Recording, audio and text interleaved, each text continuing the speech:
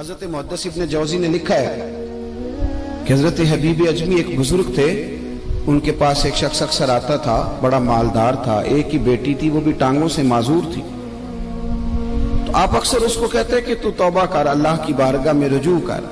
ایک وقت ایسا آتا ہے کہ پھر انسان کا جب کوئی اپنا نہیں رہتا پھر اسے مصلی یاد آتا ہے، لیکن اگر مصلی کی عادت بچپن سے پڑ جائے نا تو پھر ذرا آسان ہوتا ہے اللہ سے دل لگانا۔ وہ اکثر آپ اس کو کہتے ہیں کہ ٹھیک ہو جائے کہ تو بیٹی ہے، وہ بھی بیچاری معذور ہے، تو کہاں دولت لے جائے۔ آج کرتا ہوں، ہم تاریخیں دیتے رہتے ہیں نا اللہ تعالیٰ کو معاذ اللہ کہ رمضان سے میں نے نیک ہو جانا ہے، عمرہ کر کے آؤں گا تو پھر میں پکا نمازی ہوں۔ خدا کے بندو، کس نے تجھے بتایا ہے کہ رمضان تک تو زندہ رہے گا؟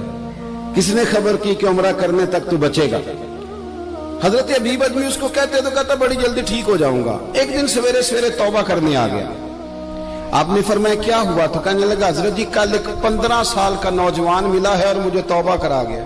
مزہ ہی اس عمر میں اللہ اللہ کرنے کا، نبی کریم سے محبت بھی کرنی ہو تو یہی عمر ہے۔ عشق لگا سی کھیڈاں کھیڈ دی نو تے پھر مینوں کھیڈاں بھول گئیاں، کجل پایا سی میں یار دے ویکھنے نو، پھر او دی یاد وچ روندیاں ہی ڈول گئیاں۔ حیدر شاہ اس گلی کدے نہ رولدی پر ہن تے رول گئیاں۔ جن لوگوں نے ابو جہل کو قتل کیا تھا ان کی عمر بھی 15 سال تھی۔ ہم تو بڑے نہیں نہ ہوتے ساری زندگی، نہ ہمیں کو بڑا ہونے دیتا ہے، ہم بڑے ہی نہیں ہوتے، یہ تو عمر ہے کچھ کل گزرنے کی۔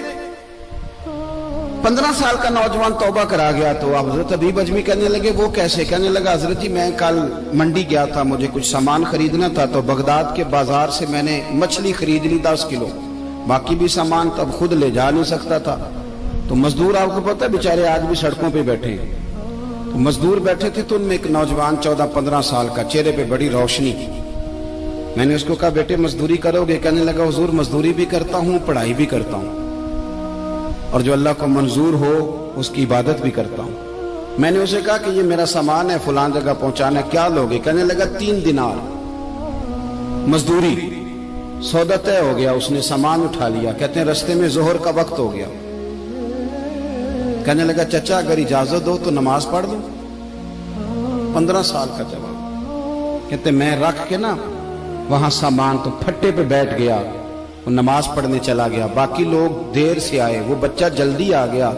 میں نے کہا بیٹے آپ جلدی آ گئے؟ کہنے لگے نفل چھوڑ دیے، اب یہی نہ سمجھ لیں کہ کام چور ہے، میں بعد میں پڑھ لوں گا۔ کہتے ہیں وہ دوپہر کا وقت، رمضان بھی نہیں تھا، میں اس بچے کو نوجوان گھر لے گیا اور میں نے اپنی بیوی سے کہا کہ بڑا نیک ہے، نمازی ہے، اور راستے میں یہ بھی ہوا ہے کہ میں نے اسے ایک دفعہ کہا ہے کہ یہ مجھے تھوڑی دیر کے لیے دے دو، گرمی بڑی ہے، تمہیں پسینہ آ رہا ہے، میں اٹھا لیتا ہوں۔ کہنے لگا نہیں چچا میں رزق حلال کھاتا ہوں، اگر آپ اٹھائیں گے تو میں 3 دینار مزدوری پوری نہیں لوں گا، پھر پیسے کم کروں گا، میں نے طے کیا ہے کہ اٹھاؤں گا۔ تو کہتے ہیں میں نے اپنی بیوی کو بتایا تو بڑی متاثر ہوئی، کہنے لگی دوپہر کا کھانا پک گیا، اسے کو روٹی کھا لے، رمضان بھی نہیں تھا۔ کہتے میں باہر نکلا، اس کو 3 دینار تھمائے، تو میں نے کہا بیٹے ایک بات میری مانو گے؟ کہنے لگا بتائیے۔ میں نے کہا کھانا پکا ہے کھا لو۔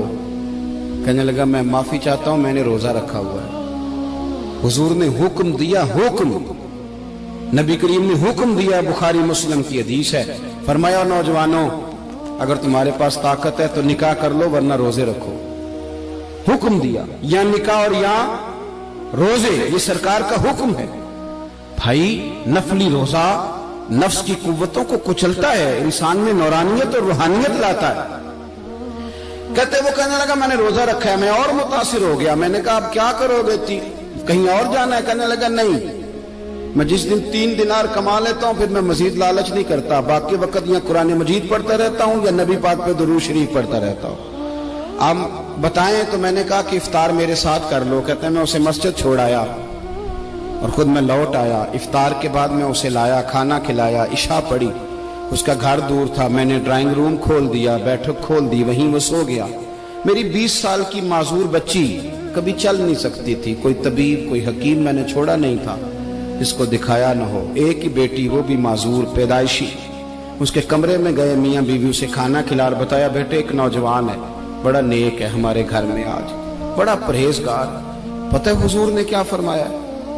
نبی کریم فرماتے ہیں جب نوجوان اٹھ کے تہجد پڑھتا ہے نا، نوجوان تو اللہ فرشتوں کے سامنے اس نوجوان پر فخر فرماتا ہے.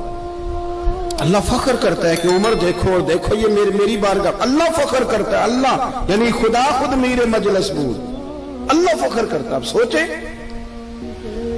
تو ہم نے اپنی بیٹی کو بتایا کہ نوجوان اور بڑا نیک ہے, تو کہتے ہیں وہ کھانا کھلا کے ہم واپس آ گئے. آدھی رات کا وقت ہوا تو دروازے پہ دستک ہوئی. بچی اپنے کمرے میں سو رہی تھی, ہم اپنے کمرے میں, وہ بیٹھک میں. گھبرا کے اٹھے کہ اس وقت کون ہے دروازے پہ؟ تو بیٹی کہنے لگی ابا دروازہ تو کھولنا. کہتے ہیں دروازہ کھولا تو 20 سال ہو گئے تھے بیٹی کو, کبھی اس نے چل کے نہیں دکھایا تھا, کبھی دوڑ کے ادھر جاتی کبھی ادھر آتی. کہتی الحمدللہ اللہ نے میری ٹانگیں ٹھیک کر دی. ہم دونوں رونے لگے, اے اللہ تو کتنا کریم ہے, کیسے ہوا بیٹے سارا کچھ؟ بیٹی کہنے لگی ابا آپ نے کہا تھا نا کہ نیک نوجوان آیا ہے, تو میرے دل میں خیال آیا اللہ اگر واقعی نیک ہے تو اس کے صدقے مجھے شفا ہی دے دے. یا ایھا الذین آمنوا اتقوا اللہ وابتغوا الیہ الوسیلہ. تو کہنے لگی ابھی میری دعا بھی پوری نہیں ہوئی تو رب کریم نے فضل کیا ہے اور مجھے شفا عطا کر دی. کہتے ہم دوڑ کے اس کے کمرے میں گئے اور جب ہم نے ہاتھ رکھا تو دروازہ پہلے سے کھلا تھا, ایک خط چھوڑ گیا تھا. آج کل کے پیر کی کرامت ہوتی تو فیس بک پہ دے دیتا, باقیوں کو بھی ذرا بھول پتہ چلے.